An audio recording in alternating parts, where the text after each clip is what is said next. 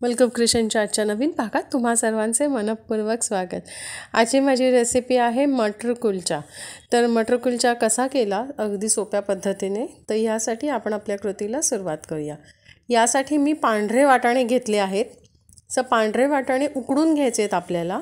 त्यामध्ये हळद, मीठ आणि पाणी घालून आपण याला उकळून घ्यायचं आहे। तुम्हाला हवं तर याच्यासोबत सोडाही घालू शकता, मी यात नाही घातलाय, पण यानेही हे वाटाणे छान शिजणार, म्हणून ह्याला मी एक 8-10 शिट्या काढून घेतल्यात। आता आपण याचं पुढचं साहित्य बघूया।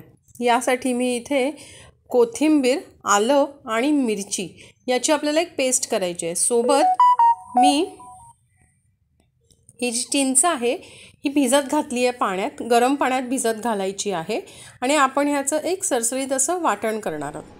त्याच्या पुढे जो ड्राय मसाला आपल्याला लागणार आहे त्यामध्ये येतं धणा जिरा पावडर, कसुरी मेथी, काळी मिरीची पावडर आहे, थोडंसं मीठ आहे, काश्मीरी मिरची पावडर आणि लिंबू, चाट मसाला, जे आपण इथे तुम्हाला जे काप दिसत आहेत ना, हे काप मी आल्याचे केलेले आहेत, कांदा आणि टोमॅटो। हे सर्व आपल्याला शेवटी याचा वापर करायचा आहे। त्याआधी आपण कुलच्यासाठी पीठ मळून घेऊया। यासाठी मी 2 कप मैदा घेतला, 2 टेबलस्पून साखर, चवीप्रमाणे मीठ, 2 कप मैदा असल्यामुळे त्याच कपाने 1 कप दही घेतलंय आणि याचं अर्धा कप गरम पाणी घेतलं। आधी जेव्हा आपण दही मिक्स करतो ना तेव्हा चेक करायचं आपल्याला किती पाण्याची गरज आहे, असेल तरच घालायचं। मला इथे गरज होती म्हणून मी इथे जवळजवळ अर्धा कप पाणी घातलं, अर्ध्यापेक्षा थोडं कमीच घातलं पाणी, पण ह्याने मी असं याचं एक पीठ मळून घेतलं आणि ह्याला तेल लावून आपण ठेवून द्यायचं आहे। मी जवळजवळ 3 तास हे पीठ भिजवून असंच ठेवून दिलं होतं। तुम्ही बघू शकता हे आपण छान मळून घ्यायचं आहे आणि मग त्याचा एक असा तसा डोव तयार होईल। त्याला झाकून 3 तास तरी आपल्याला त्याला ठेवून द्यायचं आहे आणि हे असंच हाताला चिकटतं आपण कितीही काढण्याचा प्रयत्न केला तरी। चला, तर आता आपले छोले इथे झालेले आहेत, उकळलेले आहेत, तर त्याला ना छान मिक्स करून घ्यायचं, एक जीव एक संघ झालं पाहिजे। आता काय करायचं, याला जे लागणारं आपण मगाशी बघितलं ना की मिरची, आलं आणि कोथिंबीर याचं आपल्याला एक वाटण करून घ्यायचं। हे वाटण झालंय करून, याच्यामध्ये जे आपण चिंचेचा कोळ होता पाण्यात घातलेला तो वाटून घ्यायचा आहे। तो वाटून झाल्यावरही मग आता हे असं मिश्रण तयार झालं आहे, याला आता आपण गाळून घ्यायचं। गाळल्याने काय होतं, चिंचेचे जे धागे असतात, मी धागे काढलेले होते पण आपल्याला चिंचेचे असे धागे कुठलेही नको आहेत म्हणून मी काढून घेतलं। 3 तासानंतर पीठही तयार आहे। पिठाला काय करायचं, थोडंसं पीठ वरतून मारा करायचा त्याचा आणि हाताने त्याला छान मळून घ्यायचं।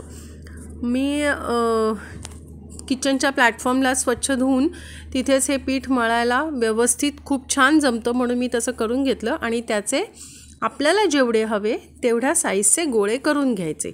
असे आपण सर्व गोळे इथे करून घ्यायचे। हे बघा, असे माझे सर्व गोळे मी इथे करून घेतलेले आहेत। आता आपण कुलचा लाटायला घेऊया।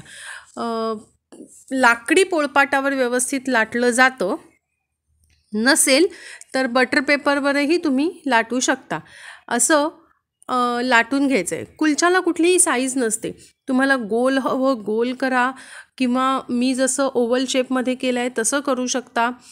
काय होतं, हे मैदा असल्यामुळे ना जेव्हा तुम्ही याला उचलता ना तेव्हा ते पीठ अजून तेवलं जातं। त्याच्यावरती काळे तीळ आणि कोथिंबीर लावून घेतली आहे मी आणि मग त्याला तव्यावर कुठेही तेल वगैरे काही न लावता आपल्याला असं त्याला छान परतून घ्यायचं आहे। मी तुम्हाला दोन्ही प्रकारे कुलचा करून दाखवणार आहे।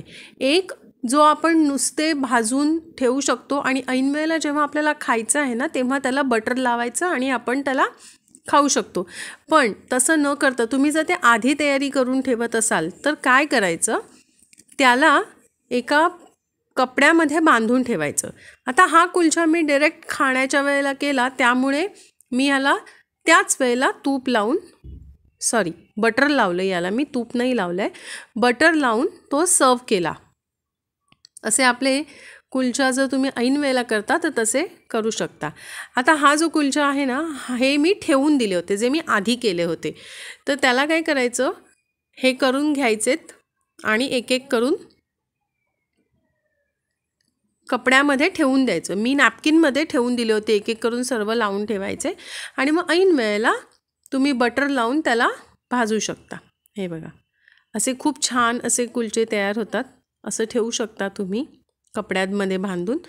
असे आपण सर्व कुलचा करून घेणार आहोत. म्हणून मी तुम्हाला दोन्ही प्रकारचे करून दाखवले की आयत्या वेळी करायचं तर काय होतं. हे बघा, आता कसं झालं, जेव्हा आपण उचलतो ना, हा मैदा असल्यामुळे ना तो पोळपाटाला किंवा तुम्ही जर चॉपिंग बोर्डवर करत असाल तरी तो चिकटणारच.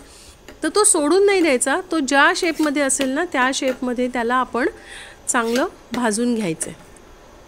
आणि असे आपले इथे सर्व कुलचा आता तयार आहेत. हे बघ, तुम्ही जसं जसं करत जाल ना तसे त्याला व्यवस्थित शेप पण येत जातील आणि आधीच पहिल्यांदाच करत असाल तर एखाद दुसऱ्यानंतर कुलचा एकदम छान जमेल. असे आपले कुलचा तयार आहेत. आता काय करायचं आहे, आपण जे इथे वाटाण्याचं मटारचं जे मिश्रण करून ठेवलं होतं त्यामुळे कांदा, टॉमॅटो, जे मी आलं कापलं होतं बारीक बारीक ते घालून घेतलं. त्यानंतर जे सुखे मसाले आहेत त्याच्यामध्ये जे मगाशी मी तुम्हाला सांगितल्याप्रमाणे जे सुखे मसाले आहेत ना ते सर्व यामध्ये घालून घ्यायचे आहेत, वरूनच ॲड करायचे आहेत. आणि त्यानंतर त्यावर आपल्याला लिंबू पिळायचे. अर्ध लिंबू पिळलं आहे मी. याच्याप्रमाणे जेवढी क्वांटिटी असेल त्याप्रमाणे लिंबू घ्या.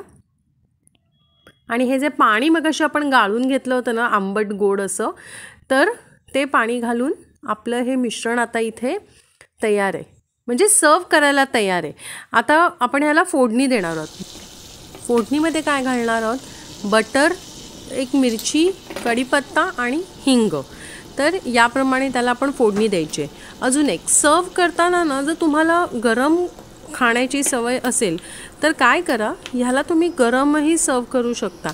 काही जणांना, कारण हे थंड असतं, जोपर्यंत तुम्ही खाता ना तोपर्यंत हे काही गरम नसतं. त्यामुळे तुम्ही हे जे मिश्रण केलेलं आहे मटारचं, जे वाटाण्याचं केलेलं आहे ते तुम्ही गरम करून पण सर्व करू शकता आपापल्या सोयीप्रमाणे.